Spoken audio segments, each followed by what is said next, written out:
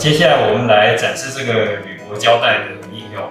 那铝箔胶带有做成很多种的形式，像这种是背面有附离型纸的这种铝箔接片，它是裁切成片状方式供应。那另外一种常见的就是做成卷状的胶带的方式。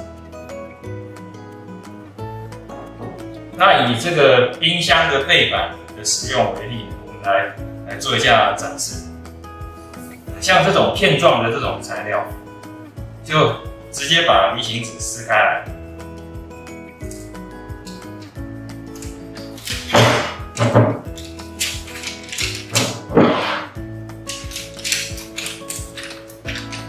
这个是片状的这种材料的使用方式。那另外一种这种胶带方式，就根据你要的贴的部分的这个长度，直接拉起来，把胶带直接打上去，顺着这个你要的形状，把胶带直接打上去。